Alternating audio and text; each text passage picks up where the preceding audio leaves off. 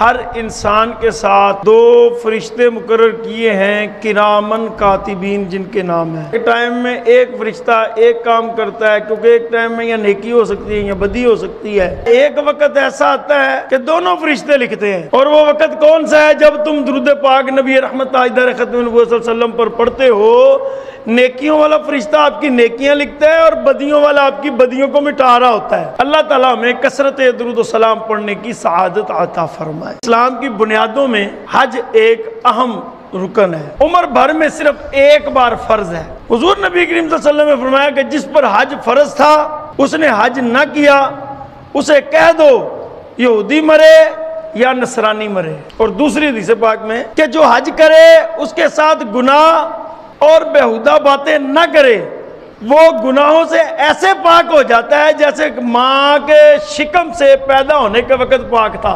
نبی کریم صلی اللہ علیہ وسلم نے فرمایا کہ بہت سے گناہ ایسے ہیں جو عرفات میں کھڑے بغیر کوئی شے ان کا کفارہ نہیں ہے، جسے ہم کہتے ہیں وقوف عرفات، جو حج کے اہم رکن میں ایک رکن ہے۔ مزید کریم آقا علیہ الصلوۃ والسلام نے فرمایا عرفہ کے دن زیادہ شیطان خوار اور ذلیل ہوتا ہے، اور کسی دن اتنا ذلیل اور خوار نہیں ہوتا۔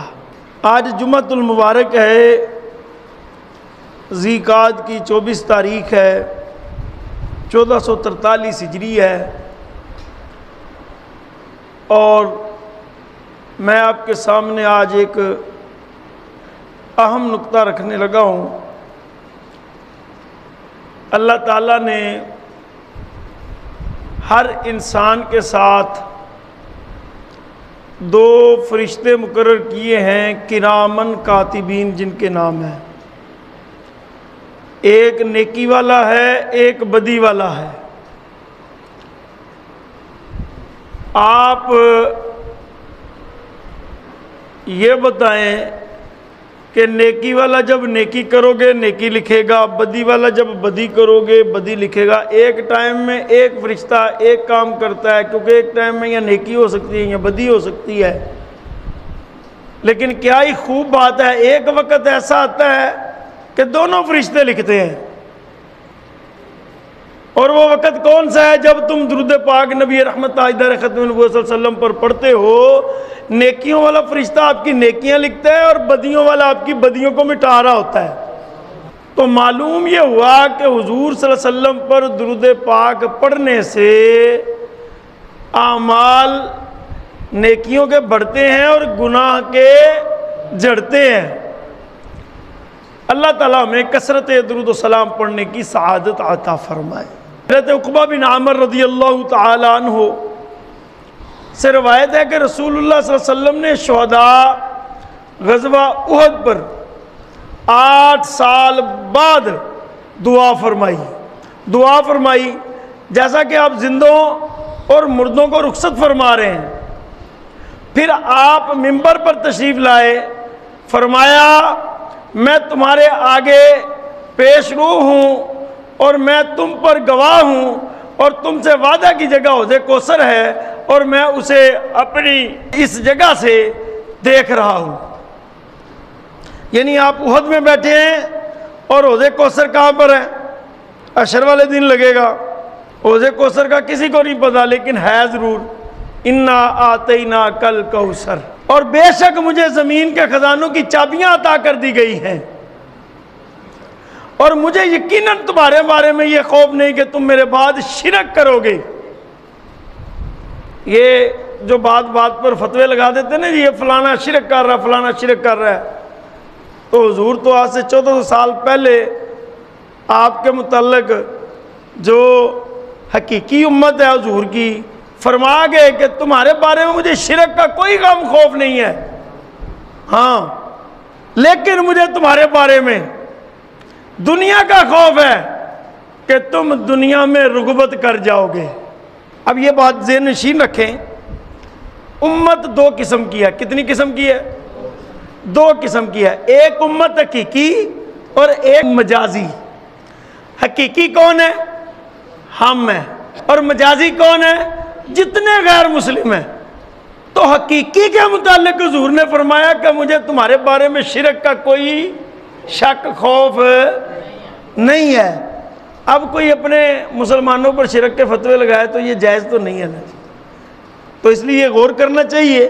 یہ میں نے آپ کو جو ہے نا صحیح بخاری شریف کی حدیث پاک سنائی ہے۔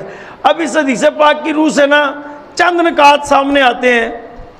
ایک یہ کہ قبروں کی زیارت کرنا حضور کی سنت ہے، 8 سال بعد احد کے مقام پر جا کر آپ نے ثابت فرمایا۔ دوسرا آپ کا فرمان کہ میں تم پر گواہ ہوں، آپ کا امت پر حاضر ناظر ہونا ثابت ہوتا ہے، کیونکہ گواہ کے لیے موجود ہونا ضروری ہے۔ سمجھو بات، میں تم پر گواہ ہوں، اس کا مطلب ہے کہ حضور موجود ہیں۔ پھر آپ نے فرمایا کہ چونکہ آپ بیٹھے تو اس وقت زمین پر تھے، احد کے میدان میں تھے، اور فرما رہے تھے کہ میں حوض کوثر کو دیکھ رہا ہوں جو کہ 7 آسمانوں سے اوپر ہے، اور آپ کی وسعت نظر اس سے بھی کہیں آگے ہے جی۔ پھر آپ نے فرمایا کہ اللہ تعالیٰ نے مجھے خزانوں کی چابیاں عطا فرمائی ہیں، ساری دنیا کے خزانوں کی چابیاں عطا فرمائی ہیں۔ جو میں نے حدیث پاک آپ کے سامنے بیان کیا اس میں یہ بھی نکتہ ہے۔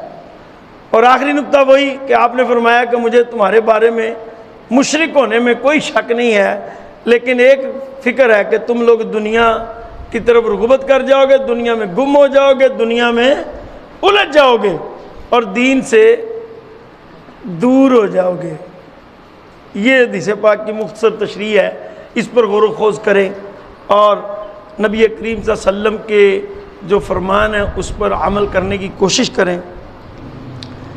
موسم جو چل رہا ہے، اب حج کا موسم چل رہا ہے، اور حجاج جو ہیں وہ حج کے لیے نکل گئے ہیں، اپنے اپنے گھروں سے سفر پر ہیں، کچھ پہنچ گئے ہیں، کچھ پہنچ رہے ہیں۔ اللہ پاک کی بارگاہ میں دعا کریں کہ اللہ تعالی ہم سب کو حج عمرہ کی سعادت عطا فرمائے۔ اور وہاں جانا پیسے کی بات نہیں ہے، وہاں جانا صرف اللہ کے کرم اور فضل اور حضور کی خاص نگاہ کی بات ہے۔ حج جو ہے وہ بنی الاسلام میں داخل ہے، یعنی اسلام کی بنیادوں میں حج ایک اہم رکن ہے، اور عمر بھر میں صرف ایک بار فرض ہے۔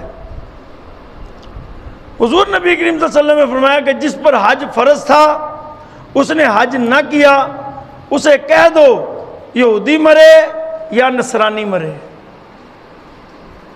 اور دوسری حدیث پاک میں رسول اللہ صلی اللہ علیہ وسلم نے فرمایا کہ جو حج کرے اس کے ساتھ گناہ اور بیہودہ باتیں نہ کرے، وہ گناہوں سے ایسے پاک ہو جاتا ہے جیسے ماں کے شکم سے پیدا ہونے کے وقت پاک تھا۔ مزید حضور نبی کریم صلی اللہ علیہ وسلم نے فرمایا کہ بہت سے گناہ ایسے ہیں جو عرفات میں کھڑے بغیر کوئی شے ان کا کفارہ نہیں ہے۔ ہائے ہائے ہائے، یعنی جو عرفات میں آپ کھڑے ہوتے ہو نا، جسے ہم کہتے ہیں وقوف عرفات، جو حج کے اہم رکن میں ایک رکن ہے۔ مزید کریم آقا علیہ الصلوۃ والسلام نے فرمایا عرفہ کے دن زیادہ شیطان خوار اور ذلیل ہوتا ہے، اور کسی دن اتنا ذلیل اور خوار نہیں ہوتا، کیونکہ اسی دن اللہ تعالیٰ نے اپنے بندوں پر بے انتہا رحمت نازل فرمائی اور فرماتا ہے، اور بے انتہا کبیرہ گناہوں کو معاف فرماتا ہے۔ اور مزید نبی رحمت تاجدار ختم نبوت صلی اللہ علیہ وسلم نے حج کرنے والے کے بارے میں فرمایا جو کوئی حج کے لیے گھر سے نکلے اور راستے میں مر جائے، اس کے لیے تا قیامت ایک حج اور عمرہ ہر سال لکھا جاتا ہے۔ جو کعبہ معظمہ یا مدینہ پہنچ کر مرے وہ قیامت کے دن حساب و کتاب سے پاک ہے۔ اور پھر میرے نبی کریم صلی اللہ علیہ وسلم نے فرمایا حج مقبول دنیا معافی ہاں سے، یعنی جتنی دنیا کے معاملات اور چیزیں ہیں ان سب سے بہتر ہے، بہشت کے سوا کوئی شے اس کی جزا نہیں ہے، یعنی جنت کے علاوہ حج کی جزا اور کوئی نہیں ہے۔